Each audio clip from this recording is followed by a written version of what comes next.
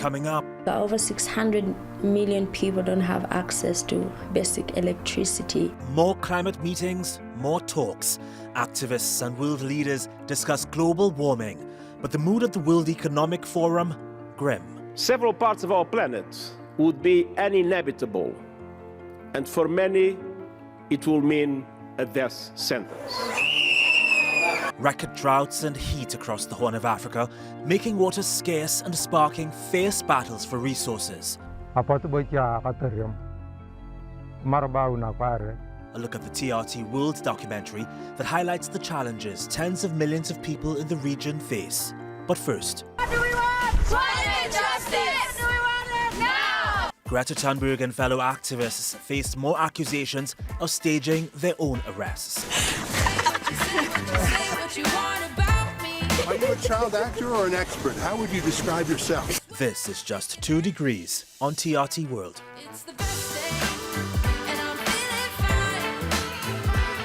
What can I say? I'm feeling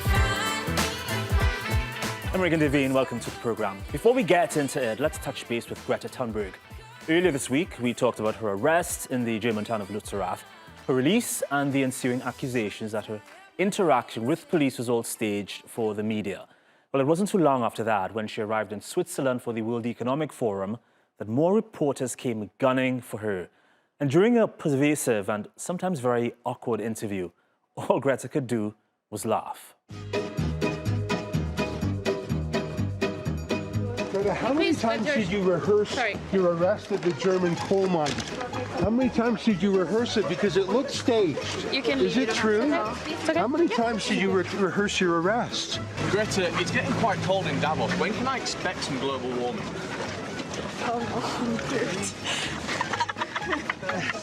Greta, would you say you're a child actor? Are you a child actor or an expert? How would you describe yourself? Greta, who was filming your arrest in Germany? Because it looked like you did that in several takes, didn't you?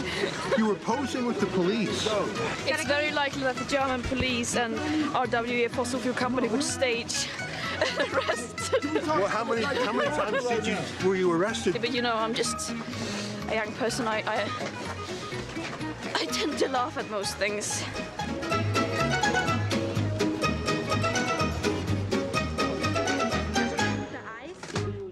Meanwhile, behind closed doors, a lot was happening at the World Economic Forum in Davos. Here are some of the more interesting statements about climate issues. Today, fossil fuel producers and their enablers are still racing to expand production, knowing full well that this business model is inconsistent with human survival.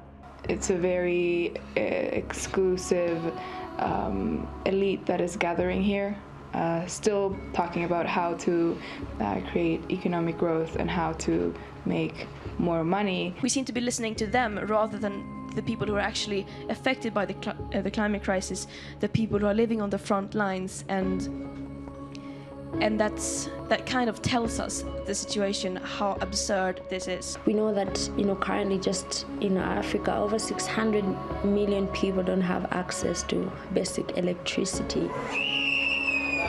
But that is not crisis enough for discussion. We are flirting with climate disaster.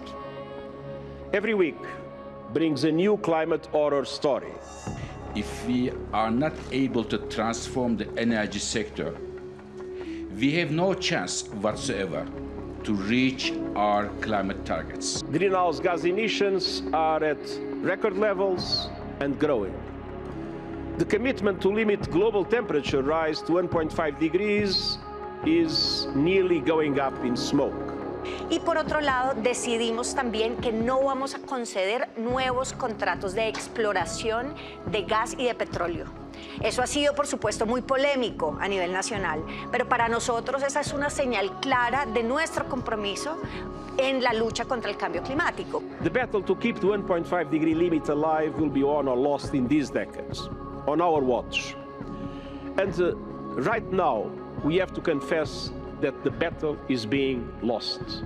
Talking about adaptation is important, but we can't talk about adaptation while failing to address the very cause of the climate crisis. Basta ya. basta ya porque lo hemos dicho muchas veces, o sea, necesitamos que haya acción urgente.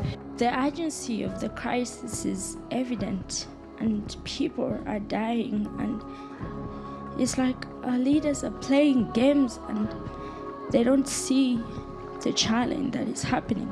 I am frustrated and I'm so hurt by what is happening and the inaction. Why is it so hard for people to understand the urgency of what is happening? Marco Lambertini is back with us on Just 2 Degrees. He's Special Envoy to the World Wildlife Fund International and joins me from Davos, Switzerland. Always good seeing you, Marco. So, lots of concerns about inaction coming out of the World Environment, the WEF conference in Switzerland. Did you witness fossil fuel companies there or other conflicts of interest parties? Well, of course, all companies are in Davos. Davos brings together the majority of the players of our economic system. And today, oil companies, of course, are part of that system. So everybody was in Davos. And it's not only a question of conflict of interest. It's actually more a question of engaging the whole economic sector around a conversation on transitions. Because if something was strongly clear from the Davos sessions and also the opening messages of the Davos and the World Economic Forum leadership, many other leaders, corporate and government, is that our society is facing existential challenges. And we need to start thinking how we transition in order to avoid and address those challenges. Climate change is one. Nature loss is the new emerging one in the eyes of the economist and the business sector, and is going hand in hand, unfortunately, with climate change. Think about the climate change effect on forests with wildfires, destroying entire ecoregions that are so important in regulating climate in turn. So the nexus between climate change and the loss of nature, habitats, biodiversity, has been never clearer, and Davos paid a lot of attention to this nexus, to the impact this is having on our economy in the medium term. So just so I'm clear, you're saying that fossil fuel companies and others like that need to be included in these conferences to engage in conversation, to be part of the solution. Because we have lots of young activists, others in general, who say they should not be present. Look at the COP conference in November last year. We saw Coca-Cola there, we saw organizations selling meat burgers on the sides, obviously there to challenge what was happening. You're saying that they should be there, but only in the sense that we need to engage them as part, to decide part of the problem, that solution that is rather. Well, no, you asked me whether the oil companies were in Davos, and I said yes, they were in Davos, because all companies, all sectors are in Davos. It's the World Economic Forum, and today, like it or not, those companies are part of our economy. The question is how we move towards a different economy. And that's a discussion that is starting in many fora, including Davos, which is very uncomfortable for companies like oil companies, because we know that there is no future for oil in our economy, or indeed coal and gas. And so, so I answer your question that you say, when you ask me, were they there? Yes, they were there. Are they engaging in the discussion? Well, they're not engaging in the discussion in a constructive way until now. But the whole point of a global economic forum gathering like Davos is exactly to discuss what elements of our economy needs to change and transition. And clearly, science is super clear. The way we produce energy has to change dramatically. There is no space for oil, gas, and coal in the near future. Marco, what was your general experience there? Did you see anything positive coming out of the conference that you think should be highlighted? Definitely. As I said, I think the awareness of the impact of climate and nature loss, both together, on our economy and our society, on security. In fact, it is a security issue now for humanity. It's never been clearer and more understood. if you look at the Global Risks Report that is launched every year in Davos and is coordinated by the World Economic Forum, this year, for the first time, if you take the top 5 risks over the next 2 years horizon, 2 of them are, 2 of the 5 are environmentally based, mainly related to climate change and extreme weather events. But if you look at the risks over a 10 years horizon, 5 out of 10, and actually 4 out of 5 are environmental. And it goes from climate change mitigation, climate change adaptation, extreme weather events, but also for the first time in that top list, biodiversity loss. And that's a signal that the economic sectors are beginning to understand that climate change and nature loss are a risk to the economy, and addressing them, it's an opportunity for growth, but also, let me say, for developing a more equitable economy, which is another problem of today's model. Of course, our inability to adapt to climate issues as well as biodiversity loss are also in that top 4. It seems we never have enough time to speak about this in depth, Marco, but I appreciate you coming on Just 2 Degrees again. Thank you so much. Thank you. The World Food Programme warns that at least 22 million people in the Horn of Africa are facing acute food insecurity. That's as the region currently suffers its longest drought in the last 4 decades. Meteorologists have predicted another erratic rainfall season in the Horn, risking another drought season. A TRT World documentary looks into the extent of the crisis.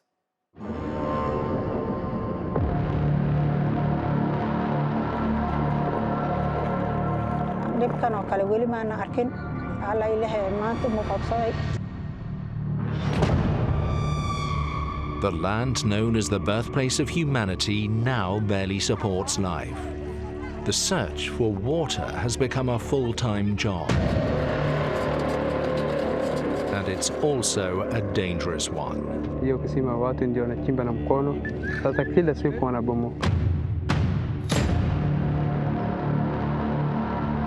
maalintii waxa la arkaa inay hal mar ay salaad wax la karsado hadii wax la arko. As the competition for resources increases, fights intensify. You can watch the full documentary on YouTube. It's called Off the Grid, Kenya Fighting for Water. TRT World executive producer and filmmaker Alexandra Pouliot spearheaded this documentary, Alex. Amazing thing to look at. It must have been difficult filming this in the first place. What was your experience like?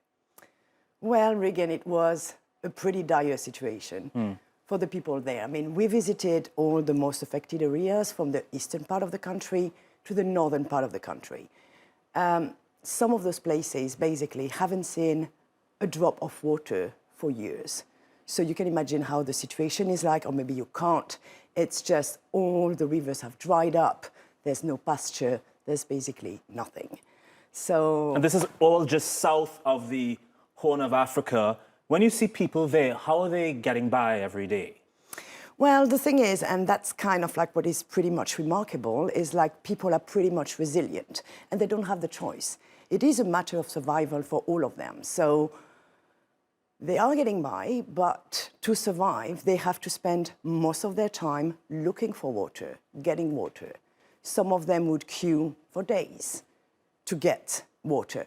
Others will have to dig very deep wells, and I think that's most probably one of the most surprising, desperate thing that we saw. Literally, a group of people had dig a well that was, I would say, 10 to 15 meters deep. So just this is a dangerous situation as well. It is obviously a dangerous situation, and as we spoke to this herder, a young herder called Kulisa, I think he can explain the situation better than I can. This is what he had to tell us. Karibu wanashinda hata wiki mbili. Ile ya saa ile kwanza wakati kwanza amechimba ile nyingine wamekosa maji. Hiyo kisima watu ndio wanachimba na mkono. Sasa kila siku wanabomoka. Watu karibu siku nyingine hata amegonga. Wampeleka hospitali. Tena hakuna mahali ya kwenda kutafuta maji, hakuna. So paint this picture for us. You say people have to go to this well that's been dug and get water every day. Who shares the responsibility in the family for doing this? Well, basically, it's the community. They have to adapt themselves. I mean, what Kulisa was explaining to us is like they actually dig this specific well with their own hands. And they will most probably have to dig another one a month later, because where they're basically digging, there's a bit of water coming from underneath, but it might get dry after a while. So it's a whole kind of like the community helping each other and people digging this well each other, taking care of it with the help of each other, and that's pretty much how they survive. You know, experts talk about in the future we'll see battles and wars being fought over water. Did you see any conflicts in this area in northern eastern Kenya when it comes to these water resources?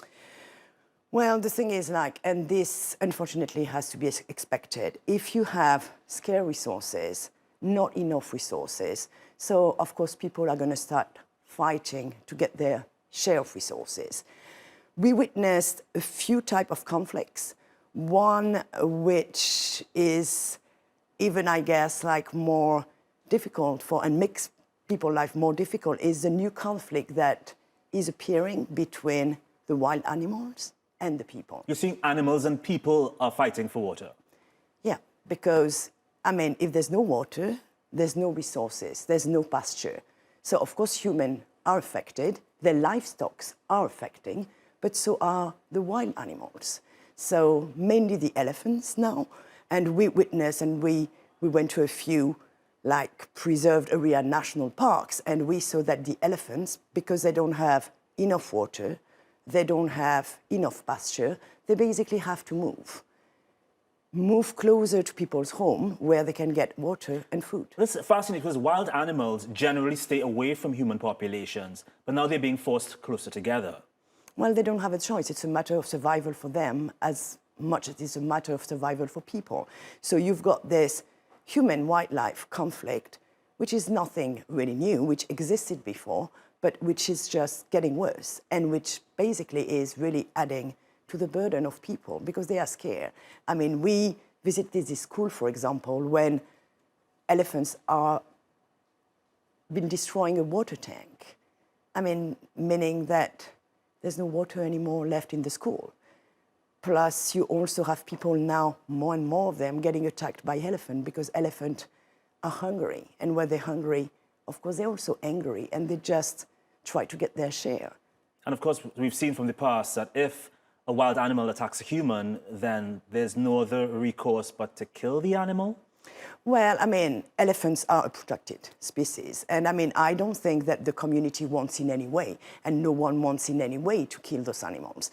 But the thing is just like to find the good balance and to make sure that those animals are provided enough in national parks and in protected areas so that they don't bother humans anymore.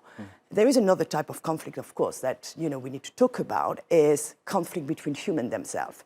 This type of conflict is more in the northern part of the country, and what is happening right there is now you have people trying to steal cattle from each other, or at least what is left of them. Right. So we met this guy near the Ugandan border who previously was a cattle raider himself and who became a victim. Akora itina kolarang iti abunyana kopano. Patinga ya abu akarubu. Abunete akaru. Bocha to gato tadakangnya. Bocha to tani adol na kopangna. Na dagnya. Patu bocha buku ya kopakangna. Tabelar baga jere gonyo untarium. Apa tu bocha katerium. Marbau na kware. Cunadeng baren tara tari koku tolosa amadi beringin dang bocho dona uyongorot mikriyo ne pas amamana bocho bereni ni ayakar. So humans versus animals and now humans versus humans.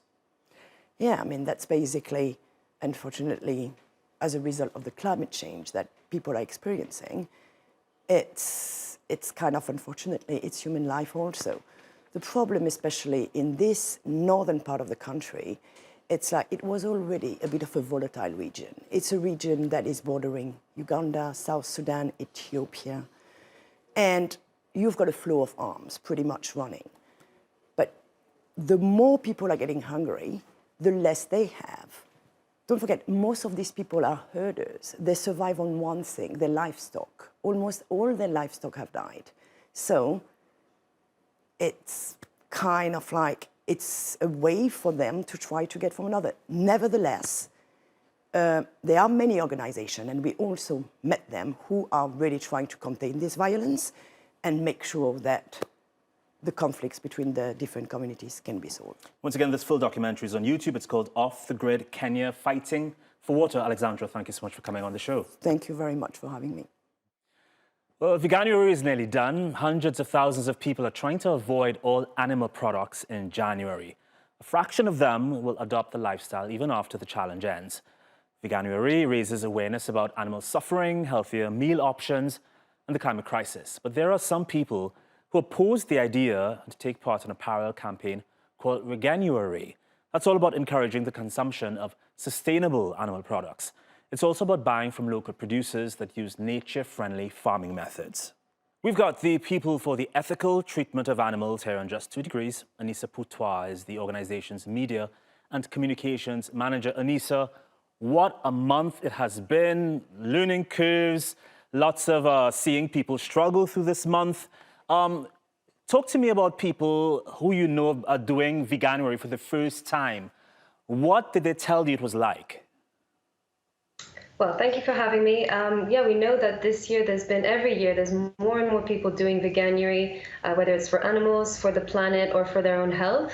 More and more people are enjoying it, and then they're sticking with it after the month of January, which is exactly what we want to see. And I think people doing Veganuary today, what they've said is that it's a lot easier. There's so many options in supermarkets, new dishes in restaurants. There's more recipes than you'll ever need on the internet. There's programs like Peter's Veganuary program, or 1 month vegan challenge program, which is full of advice and recipes and information. You sign up and you get emails every day or every few days, just helping you along on this journey, reminding you also why you're doing it. So for the animals, for your health, for the planet. So the response has been really, really positive. So it's a lot easier these days, as you mentioned, but you said you became a vegan 11 years ago. I'm guessing it was not as easy back then. Why did you switch to veganism, and how easy was it, or rather, how difficult was it back then? That's right. As you say, it was not the same 11 years ago. There was a lot less products. I still found it relatively easy because I think when you're doing Veganuary, you're doing it, you know the reasons you're doing it for. And it's always an exciting transition, I think, to embark on this journey and to remember why we're doing it. So that's what really helped me, was to think, why am I doing this? I was vegetarian, but I'd never thought of the fact that chickens for eggs, the male chicks are always killed because they're useless to the industry. And those chickens that lay eggs, they're often in caged farming, and then they are sent to the slaughterhouse anyway. And I never knew that with dairy cows, they're inseminated. They have each one of their calves taken away from them. These are animals who have very strong social bonds, just like we do. And at the end of their lives, they are also sent to the slaughterhouse when their bodies are absolutely exhausted. When I found out all of this, I knew that even though there weren't the wealth of vegan cheeses, vegan yogurts, and all those wonderful alternatives we have these days, I knew that it was still important enough to me not to participate in this, that I wanted to make this change. I wanted to ask you about this parallel program called Veganuary. I think I'm pronouncing it correctly. People who do this believe in consuming animal products, but rather they will do so once the animals were humanely slaughtered, I guess, or were produced sustainably. Do you believe in this mode of consumption? Unfortunately, there's just no way to kill an animal humanely. An animal who doesn't want to die, there's no way of killing them humanely for profit. And unfortunately, even the farms with the best standards they'll always be suffering, there'll always be exploitation. I think this movement has come from a fear from the meat and dairy lobbies that they're going to lose a lot of money from people making the right choice for themselves, making the right choice for animals. And that's why we're seeing this backlash, because we can remember that the fact that so many people cannot make the link between the meat in their plates and the animal, the sentient animal who has emotions like we do. This is a huge marketing ploy from the meat and dairy industries, from these lobbies. So it's not really surprising that they're launching as well a month to counter the success of Veganuary. Anissa, it was really a pleasure speaking with you. I have to say you've given me some emotional support, whether you know this or not, as I continue Veganuary myself. Thank you so much for your time. Wonderful. Thank you very much. Well, that's how we wrap this episode of Just 2 Degrees. To view this episode again and find others, you can locate us on YouTube. Until next time, bye.